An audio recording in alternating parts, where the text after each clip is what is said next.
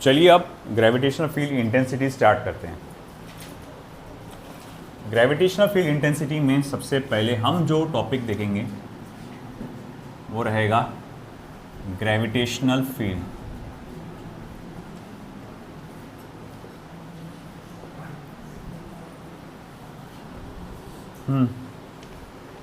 क्या होता है ग्रेविटेशनल फील्ड? फील्ड मतलब मैदान, एक एरिया जो कहा जाएगा। तो देखो हम कहेंगे कि देखो ये हमारे पास एक गिवन मास है, this is a given mass, दिया गया हुआ मास जिसकी वैल्यू है कैपिटल M। ध्यान दो बेटा सब लोग इधर, ये आ रहा है टेस्ट मास, टेस्ट मास जिसके ज़रिए मैं इसकी फील्ड को चेक करूँगा। मैं जो है टेस्ट, मुझे मालूम है कि अगर मैंने इन दोनों को करीब लाया और इसका मास तो ज़्यादा ही है, इसका भी मास अगर ज़्यादा है तो एक स्ट्रॉन्ग ग्रेविटेशनल फोर्स जनरेट होगा, स्ट्रॉन्ग ग्रेविटेशनल फोर्स जनरेट होगा। दोनों एक दूसरे को बहुत स्ट्रांगली क्या करेंगे, अट्रैक्ट करेंगे। मेरा आपसे सवाल यह है कि मान लो कि ये दोनों एक दूसरे को 10 न्यूटन के फोर्स से अट्रैक्ट करें, तो वो फोर्स ब्लैक वाले मास का ब्लू मास पर है या ब्लू वाले मास का ब्लैक मास पर है, या फिर ये दोनों का फोर्स एक दूसरे पर है? दोनों का फोर्स एक दूसरे पे है। मतलब 10 न्यूटन वाला जो फोर्स है वो असल में उन दोनों का कंट्रीब्यूशन आ जा रहा है ना। मुझे तो देखना है, सिर्फ इसका देखना है कि ये इसकी ताकत कितनी है, ये कितने फोर्स से खींच सकता है। तो मुझे इसको कम से कम करना पड़ेगा। तो जो सबसे कम वैल्यू मैं रख सकता हूँ इसकी मास की वो है 1 किलोग्राम, है ना, न्यूट्रल, क्योंकि 1 से मल्टीप्लाई करने पे कोई फ़र्क पड़ता नहीं। 0 करूँगा तो होगा ही नहीं फिर तो ग्रेविटेशनल फोर्स। तो भाई अब मैं क्या करूँगा, मैं 1 किलोग्राम के मास को ला रहा हूँ इसके एरिया में। मैं लाता हूँ नज़दीक ला रहा, मैं देखा यार अट्रैक्ट कर रहा क्या नहीं कर रहा, अट्रैक्ट कर रहा क्या नहीं कर रहा, अट्रैक्ट कर रहा क्या नहीं कर रहा। हाँ हल्का सा आगे लेके गया, हाँ बोले अब अट्रैक्ट कर रहा है ना। फिर ऐसे ही मैंने यहाँ से देखा, फिर ऐसे ही मैंने यहाँ से देखा, यहाँ से देखा, यहाँ से देखा, यहाँ से देखा, एक मैंने एरिया बना लिया, इसका इलाका। इस इलाके में अगर कोई भी दूसरा 1 किलोग्राम का मास घुसेगा तो ये क्या करेगा, उसे अट्रैक्ट करेगा। तो ये the space surrounding the given mass in which any other mass experiences the gravitational force of attraction. एक एरिया है, एक स्पेस, एक जगह सराउंडिंग है गिवन मास में। अगर कोई भी दूसरा मास उसमें 1 किलोग्राम का अगर घुसता है तो उसे वो क्या फील करेगा, gravitational force of attraction feel कराएगा। तो हम लोग उसे कहते हैं कि वो इस मास का, कौन सा वाला, इस मास का क्या है, ग्रेविटेशनल फील्ड है, इस मास का ग्रेविटेशनल फील्ड है। तो मैं इसको लिख लेता हूं, the space surrounding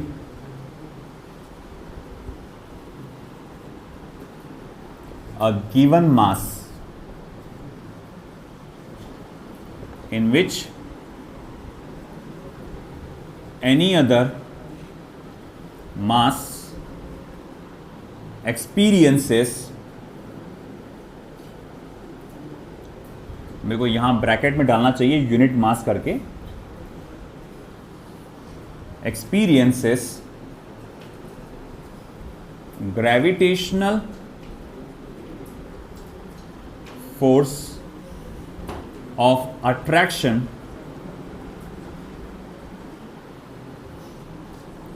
is called as gravitational field, is called as gravitational field। मौसम इसमें इंक डाल देना ब्लू वाली। इसको क्या कहते हैं, ग्रेविटेशनल फील्ड कहते हैं।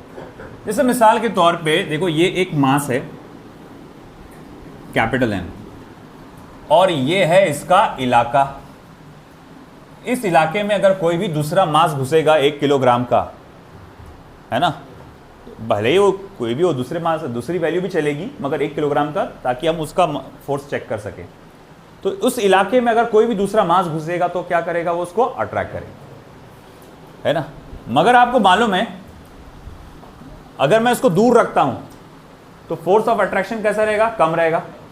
जैसे जैसे नजदीक लाऊंगा तो फोर्स ऑफ अट्रैक्शन बढ़ता चला जाएगा।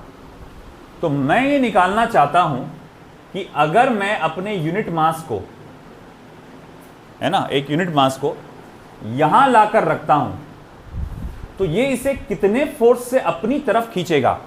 बात समझ रहे ना, एक यूनिट मास को इसकी वैल्यू क्या है बेटा, 1 किलोग्राम।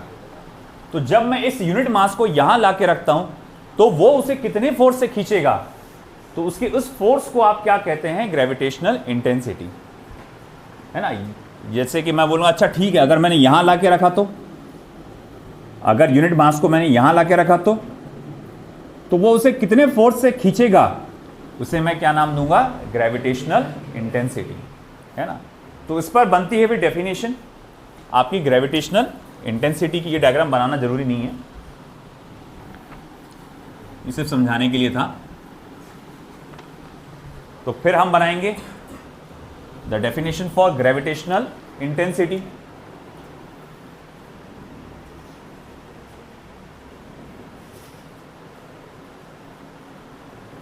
ग्रेविटेशनल फील्ड इंटेंसिटी, ठीक है। The gravitational force per unit mass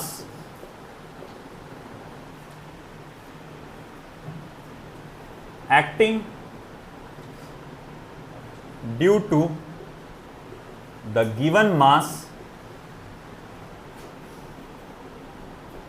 in its gravitational field,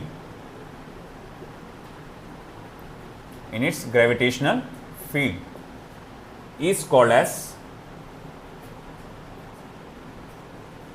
gravitational intensity. बोले ये कैसा, पर यूनिट मास कैसे क्या आ गया, ग्रेविटेशनल फोर्स पर यूनिट मास कैसे क्या आ गया। देखो इधर बात ऐसी है असल में कि मान लो ये मास है कैपिटल M, जो कि काफ़ी बड़ा मास है, और ये भी मास है स्मॉल m, और ये मास मान लो 1 किलो के बराबर नहीं है, 1 किलो के बराबर नहीं है, मगर मुझे इसी पॉइंट पर इसकी ग्रेविटेशनल इंटेंसिटी निकालना है। तो मैं कैसे निकालूंगा, तो देखो सबसे पहले तो आप देखो इन दोनों के बीच का ग्रेविटेशनल फोर्स कितना है, तो आप कहेंगे G capital M small m upon r square, G capital M small m upon r square, ये दोनों के उसका क्या है, मास है। अब ऐसा है, मुझे इसका मास नहीं चाहिए, है ना, मुझे इसका मास क्या नहीं चाहिए, तो मैं क्या करूंगा, ये स्मॉल m को इससे पूरी इक्वेशन को डिवाइड कर दूंगा। तो F upon m G capital M upon r square is equals to, ये जो अब इक्वेशन है इसे मैं कहता हूं ग्रेविटेशनल फील्ड इंटेंसिटी। बोले ये कैसा, अरे आप खुद देखो ना, अगर ये 1 किलो का मास होता, है ना, हमने अभी भी क्या बोला था कि भैया हमने एक गिवन मास लिए कैपिटल M, गौर से देखो, एक गिवन मास लिए कैपिटल M, ये दूसरा मास है टेस्ट मास, इसकी वैल्यू कितनी है, 1 किलोग्राम। तो अब ये इसे जितने फोर्स से खींचेगा उसको कहते हैं ग्रेविटेशनल फील्ड इंटेंसिटी। तो G capital M multiply bye 1 upon r square, G, अगर कोई मान लो कि ये भैया यहां ऑलरेडी एक मास है कैपिटल M और एक छोटे से पॉइंट पर 1 किलो का मास है ना, तो अब ये इसे कितने फोर्स से खींचेगा, तो उसको हम बोलेंगे G capital M multiply bye 1 upon r square.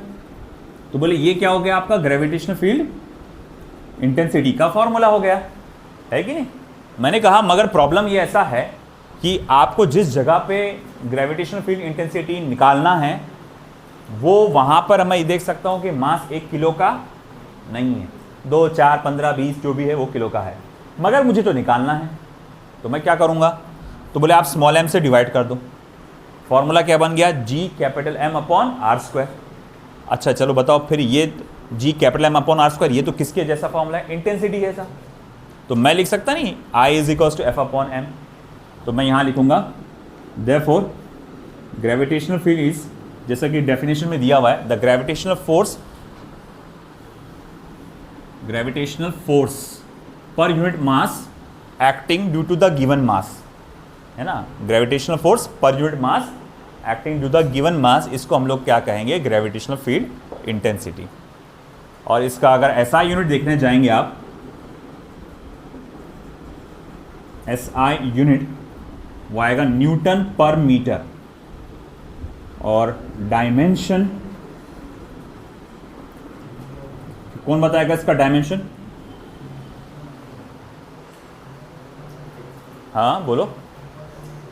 M1 L1 T-2, वो तो 1 था ही जिसमें फोर्स में पहले से था। इसका क्या आएगा? बोलो बोलो। M1 L0 T-2। अरे भैया फोर्स का क्या है? M1 L1 T-2 divided by L1, metre का L1 होगा ना, है कि नहीं? Sorry, my mistake. न्यूटन पर किलोग्राम है वो, मैं मीटर का डाल रहा हूं उसको, मास है ना वो, भारी मिस्टेक। तो फिर क्या हो जाएगा? M0 L1 T-2, न्यूटन पर किलोग्राम, न्यूटन पर मीटर नहीं। ये हो गया।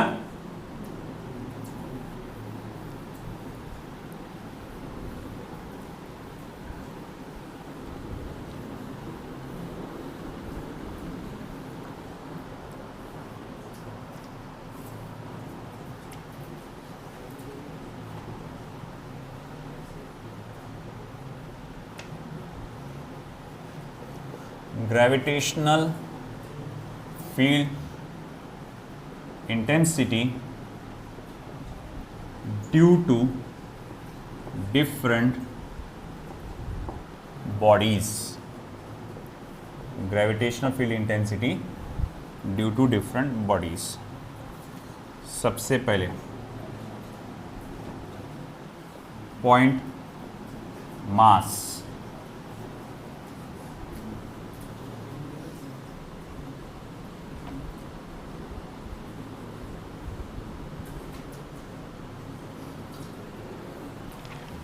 तो मेरे पास एक सिंपल छोटा सा, एकदम छोटा सा मास है जिसकी वैल्यू है कैपिटल M, उससे एक छोटा स्मॉल r डिस्टेंस पे एक पॉइंट P पकड़ा मैंने, और मैंने कहा कि वहाँ पर ग्रेविटेशनल फील्ड इंटेंसिटी क्या होगा, तो उसका फॉर्मूला आएगा I = G/m/r², I = G/M/r²।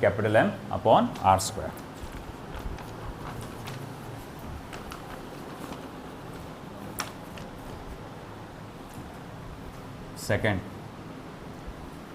spherical shell,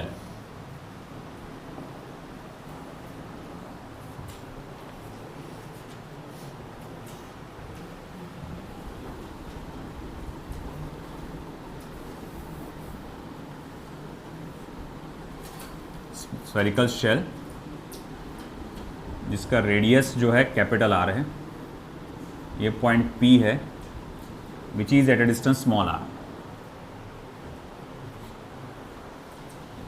spherical shell case 1 small r greater than capital R,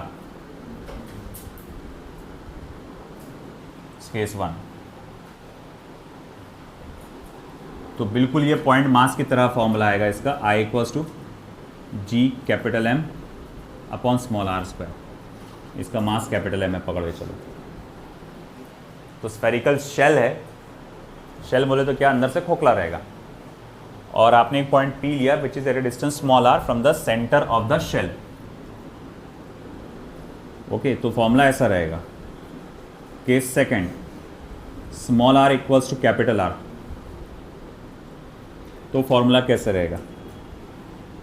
तो I = G, है ना, ये आउट करके मैं लिख देता हूँ, small r equals to capital R। तो ये सरफेस पे आ गया आप, मतलब आप क्या बोल रहे हैं कि आप ग्रेविटेशनल फील्ड इंटेंसिटी यहाँ नहीं, यहाँ पर पहले यहाँ था ना, केस 1 में आप यहाँ निकाल रहे थे, अब केस 2 में यहाँ निकाल रहा हूँ मैं सरफेस पे, समझ रहा क्या? पहले कहाँ निकाल रहा था? पॉइंट P पे, और अब कहाँ निकाल रहा हूँ? सरफेस पे। तो G कैपिटल M/R का स्क्वायर।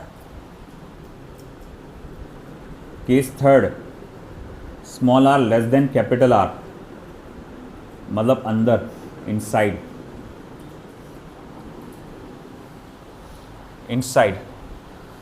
अब जैसे ही अंदर मैंने घुसा, इसके अंदर कुछ भी कोई भी मास नहीं है, खाली है बस ये, तो इसीलिए ग्रेविटेशनल फील्ड इंटेंसिटी इनसाइड क्या हो जाएगा, जीरो। क्या आ जाएगा, जीरो। ठीक है। फिर अगर मैं कहूँ अच्छा ठीक है, फिर मुझे ग्राफ प्लॉट करना है, the gravitational field intensity versus distance का ग्राफ। देखते हैं किसी का दिमाग चल सकता है क्या ये ग्राफ कैसे आएगा। अगर मैंने कहा मुझे ग्राफ प्लॉट करना है gravitational field intensity versus distance का, तो ये ग्राफ कैसा आएगा।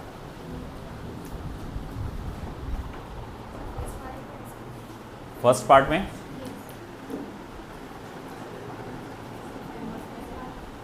यहां से सोचो और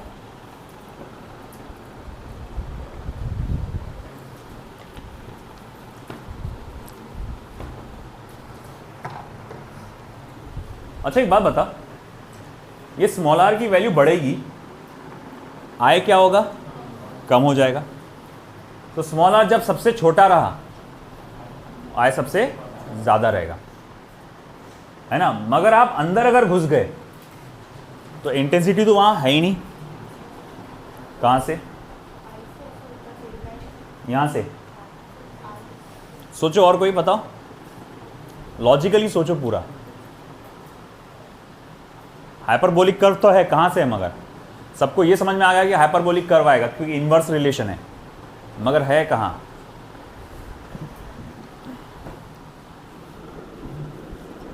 वो यहां से आएगा। अरे भैया अंदर तो है ही नहीं ना। ये इसका मतलब क्या हुआ, ये देखो इसका मतलब क्या, ये एक्स एक्सिस पे क्या है, डिस्टेंस है। जैसे जैसे ये डिस्टेंस कम होते जा रहा है ना, ये कहां पहुंचे आप, या चलो यहां से शुरुआत करते हैं। ओ का मतलब कहां है, आप ओरिजिन पे या सेंटर पे, आप समझ लो। जैसे जैसे आप आगे बढ़ते जा रहे, बढ़ते जा रहे, बढ़ते जा रहे, बढ़ते जा रहे, आपको इंटेंसिटी मिल रही क्या, हाँ। अरे भाई मुझे बताओ, यहां इंटेंसिटी कितनी है, जीरो। आगे आगे आगे है, मिली क्या इंटेंसिटी, नहीं नहीं नहीं नहीं नहीं नहीं नहीं नहीं। अब यहां से स्टार्ट हुई, यहां से स्टार्ट हुई, और उसमें सबसे ज्यादा है क्योंकि सरफेस ऑफ द अर्थ पे स्मॉल आर की वैल्यू सबसे कम होगी। यहां पर सर यहां होगी ना, अरे वो तो हाइट नहीं ना वहां पे, है ना। यहां पर सबसे ज्यादा रही। अब इसके आगे जब आप और बढ़ेंगे तो इनवर्स रिलेशन, या फिर आप खुद देखो ना यहां पे, क्योंकि intensity inversely proportional to r square है, तो ये फॉर्मूला ऐसा आएगा।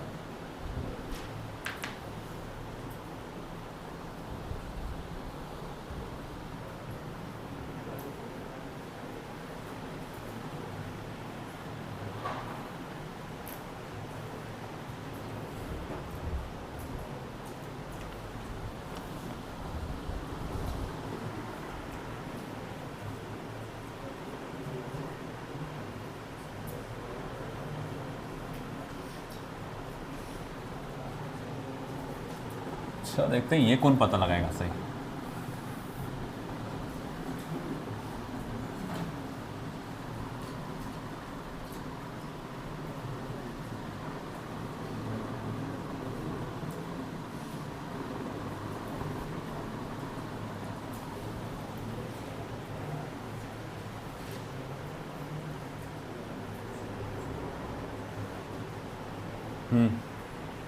देखो 2 मिनट ध्यान दो जरा।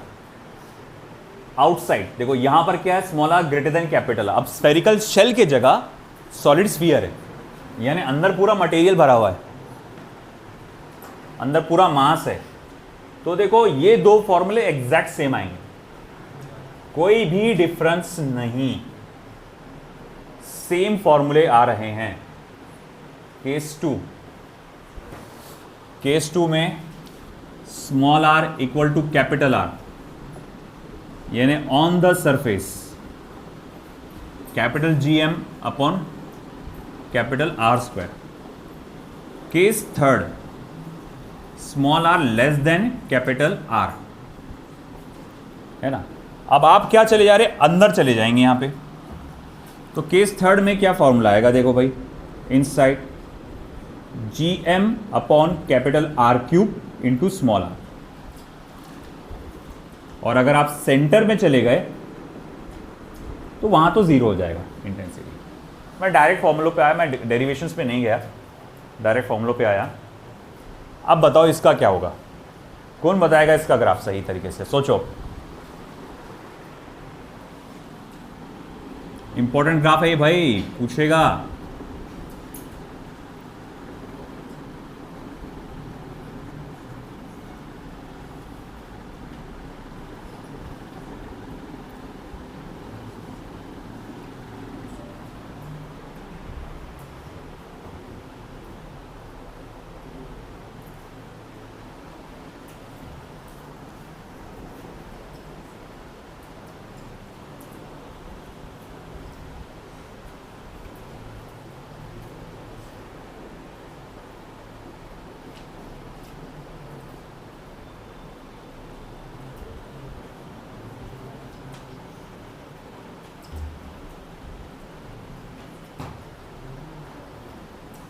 इनसाइड वाले फॉर्मूले को और आउटसाइड वाले फॉर्मूले को गौर करो, इक्वेशन को देखो तो पता चल जाता हो।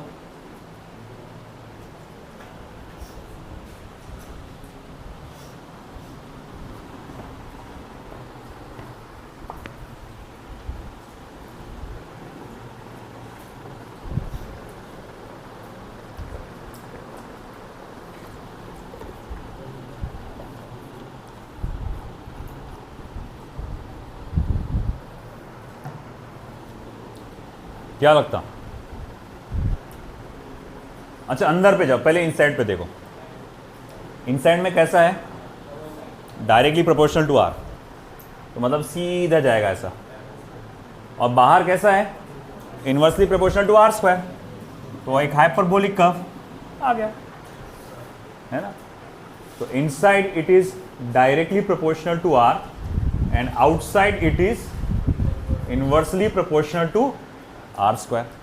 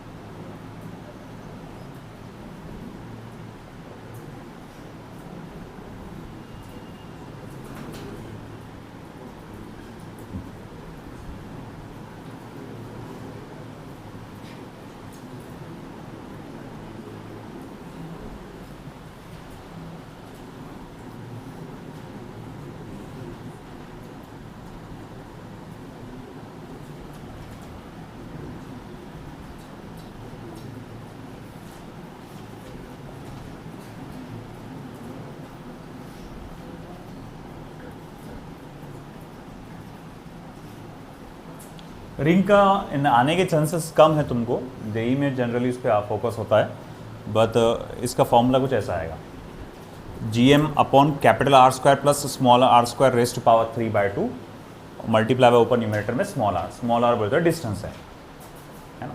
देखिए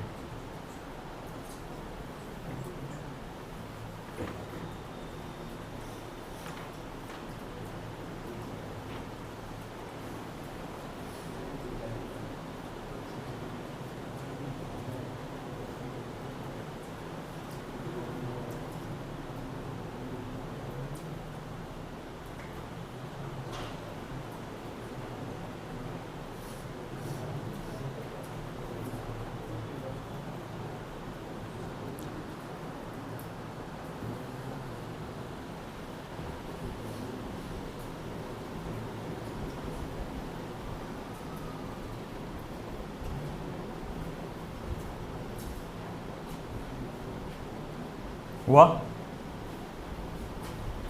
शेल हो गया, शेल सभी का हो गया।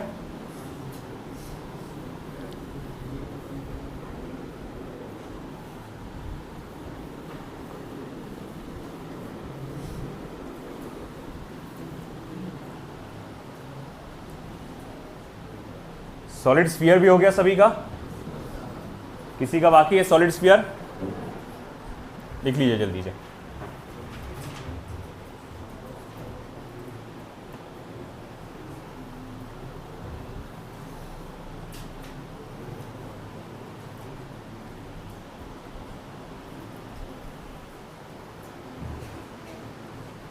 ग्रेविटेशन।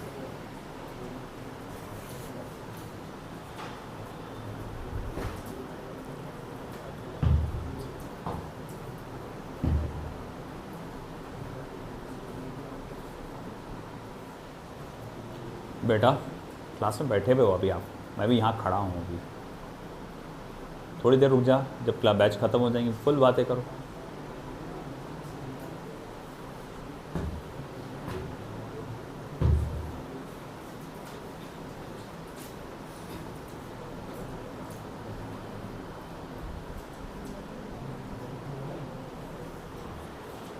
चलो हुआ, आई थिंक सॉलिड स्फीयर हो गया होगा।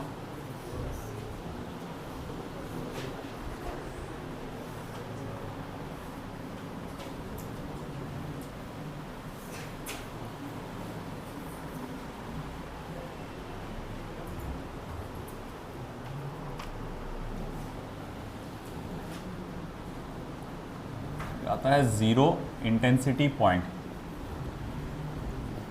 ये जो तुम चीज़ें सीख रहे हो ना ग्रेविटेशन में, अगर तुमने इसको अच्छे से याद रखे, इसे कंसेप्ट को अच्छे से समझे, तुमको बहुत हेल्प हो जाएंगी इलेक्ट्रोस्टैटिक में। यानी बहुत चीज़ें इसके जैसे एग्जैक्ट सिमिलर है। ज़ीरो इंटेंसिटी पॉइंट, देखो एक दो ऑब्जेक्ट्स लेते हैं अपन। ये ऑब्जेक्ट है ऑफ मास m1 और दूसरा ऑब्जेक्ट है मास m2 का। ओके, अगर मैं इन दोनों मासेस के बीच में कहीं पे भी 1 किलो का मास रखता हूं, तो देखो नेचर में न्यूटन्स लॉ की ग्रेविटेशन के हिसाब से क्या है, हर पार्टिकल हर दूसरे पार्टिकल को क्या करेगा, अट्रैक्ट करेगा। मान लो मैंने इनको फिक्स करके रख दिया, ये अपनी एक दूसरे को अट्रैक्ट नहीं कर सकते। अब मैं 1 किलो का मास यहां रख रहा हूं, तो मास m2 भी उसको अपनी तरफ खींचेगा और मास m1 भी उसको अपनी तरफ खींचेगा। अब जीतेगा वो जिसका ग्रेविटेशनल फील्ड इंटेंसिटी ज़्यादा है। अगर m2 का ज़्यादा है तो ये मास इसके करीब आ जाएगा, अगर m1 का ज़्यादा है तो उसके करीब चला जाएगा, है ना कहीं एक पॉइंट होगा जहां पर ऑब्जेक्ट को रखने से ये सिस्टम बैलेंस हो जाएगा। बोले क्यों? क्योंकि मास m2 उसको इधर अपनी तरफ खींचेगा और मास m1 उसे अपनी तरफ खींचेगा, और कहीं ना कहीं ऐसा होगा कि दोनों भी सेम इंटेंसिटी से खींचेंगे, जिसके वजह से क्या होगा, वहां पर वो ऑब्जेक्ट ना इधर जा पाएगा ना इधर जा पाएगा, है ना। तो हमको वो जीरो इंटेंसिटी पॉइंट ढूंढ के निकालना है।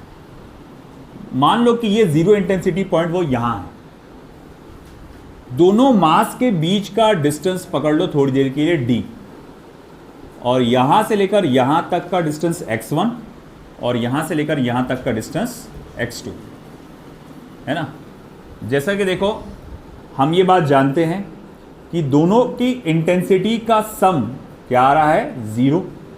दैट मीन्स यहां पर ऑब्जेक्ट को रखने से नो ऑब्जेक्ट इधर जा रहा है ना उधर जा रहा है, टोटल इंटेंसिटी 0 हो गई है। इसका मतलब ये हुआ कि दोनों भी इंटेंसिटीज क्या हो गई, इक्वल एंड ऑपोजिट हो गई है। अच्छा ठीक है, फिर मैग्नीट्यूड में इसको आप कैसे लिख सकते हैं, in magnitude I1 equals to आप इसे I2 लिख सकते हैं। अच्छा ठीक है, तो मैं इसको आगे और कैसे लिख सकता हूं, देखो I1 की जगह पे मैं लिख सकता हूं gm1 अपॉन यहां से डिस्टेंस जो भी है उसका स्क्वायर, x1 का स्क्वायर, और I2 इस मास की वजह से इंटेंसिटी क्या होगी पॉइंट O पर, gm2 अपॉन डिस्टेंस x2 का स्क्वायर। अब अगर ऐसा है कि मुझे x1 कैलकुलेट करना है तो मैं क्या करूंगा, मैं जानता हूं कि x1 plus x2 is equals to d होता है। इसका मतलब यह हुआ कि x2 को आप क्या लिख सकते हैं, d माइनस x1। तो चलो ठीक है भाई, वैल्यू डालो यहां पे। देखो gm1 अपॉन x1 का square is equals to gm2 d minus x1 का होल स्क्वायर। अब ये g और g क्या हो गया, कैंसल। अब ले लो इसका square root, under root of m1 upon x1 under root of m2 upon d minus x1। अब क्रॉस मल्टीप्लाई करो, under root of m1 multiply by d minus under root of m1 multiply by x1 is equals to under root of m2 multiply by x2, sorry x2 नहीं x1। Okay ठीक है, मैं क्या करूंगा, उसको उधर transfer करूंगा। देखो under root of m1 multiply by d is equal to under root of m1 multiply by x1 plus under root of m1 multiply by m2 multiply by x1। अब x1 को निकाल दो वहां से कॉमन, आप लिख सकते हैं देयरफॉर x1 कॉमन निकालने के बाद under root of m1 plus under root of m2 is equals to under root of m1 multiply by d। Therefore x1 is equals to, मैं यहाँ लिख सकता हूँ under root of m1 into d upon under root of m1 plus under root of m2। तो ये फॉर्मूले से आप डायरेक्ट न्यूट्रल पॉइंट निकाल सकते हो x1 की वैल्यू। और इसी तरह से सिमिलरली अगर आपको x2 निकालना पड़ा तो वो आप कैसे निकालेंगे, under root of m2 multiply by d upon under root of m1 plus under root of m2।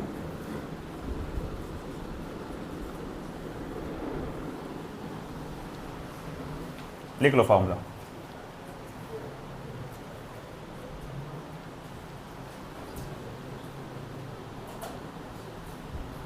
Zero intensity point निकालने का फॉर्मूला, अगर x1 निकालना है तो under root of m1 into d upon m1 plus m2, और अगर x2 निकालना है तो under root of m2 into d. जो x2 है तो m2 डालो, x1 है तो m1 डालो। सॉरी समझा नहीं, जोर से चलेगा, वैसे भी चलेगा।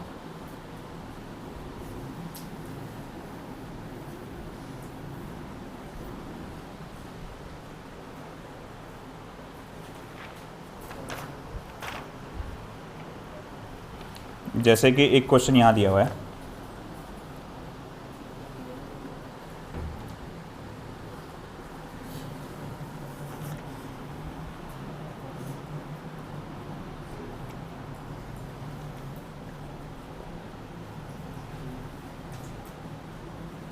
mass of moon is m81 times mass of earth।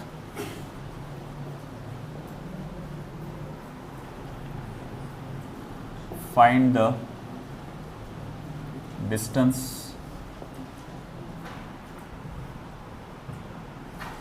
from the earth where gravitational field intensity is 0 if the distance between moon and earth is 60 times of capital R।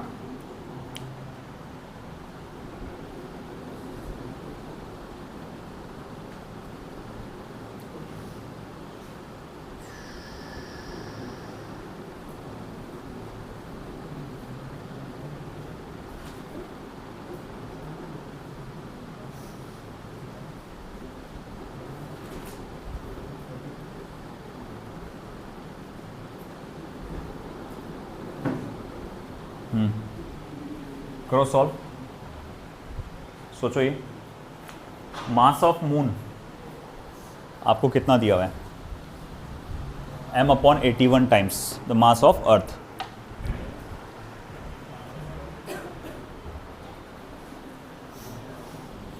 जैसे कि आप इधर से ऐसा इमेजिन कर लो, ये अर्थ है और ये मून है, इसका मास m है तो इसका मास m/81 है। इनके बीच का डिस्टेंस कितना है, 60 r। आपको न्यूट्रल पॉइंट पता लगाना है। मान लो x डिस्टेंस पे आ रहा है,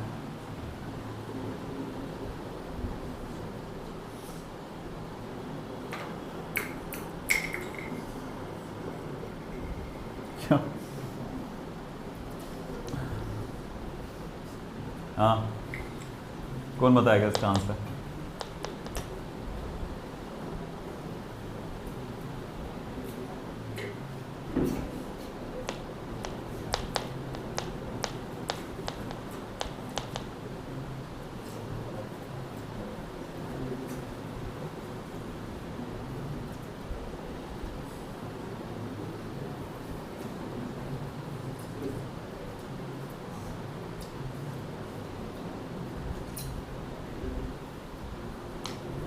देखो भाई, जब आपको ये डिस्टेंस निकालना रहता है तो अंडर रूट में आप इसका मास लेते हैं, है ना, मल्टीप्लाई करते हैं टोटल डिस्टेंस से upon under root of m1 plus m2। तो जब मुझे x निकालना है, इन्हें डिस्टेंस निकालना है अर्थ से, तो मैं लिखूंगा under root of m multiply by 60 times of r upon under root of m plus under root of m upon 81, है ना। समझ में आया क्या? ये पहले वैल्यू डाला तो मैंने, मुझे डिस्टेंस यहाँ से निकालना है, तो क्योंकि मुझे यहाँ से निकालना है तो इसका mass under root of m multiply by total distance upon under root of दोनों का मास। अच्छा, रूट m तुमको नहीं लगता रूट m निकल के कैंसिल हो जाएगा?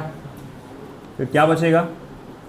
60 टाइम्स ऑफ r अपॉन 1 plus 1 by 9, 1 plus 1 by 9, under root of 81 9 होता है क्योंकि, फिर क्रॉस मल्टीप्लाई करो तो 60 टाइम्स ऑफ r, या फिर मैं बोलूँगा 9 multiply by 60 times of r upon 10।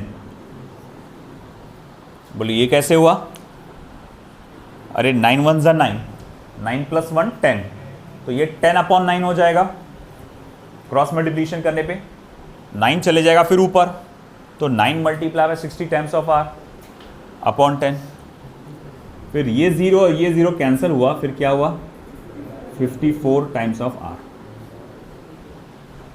है ना। और अगर तुमको ये मिल गया तो वहाँ से कितना होगा? फिर 6r, मून से कितना होगा? 6r। चलो लिख लो।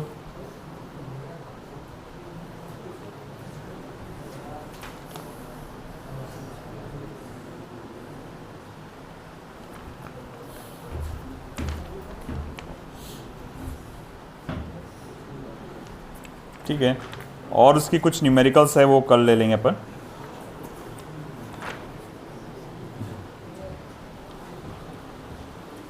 मैं तो सोचा था आज ही ले लेके कंप्लीट करा दूँ। तुम लोग देंगे क्या? रुकेंगे 15-20 मिनट और झेल लेंगे।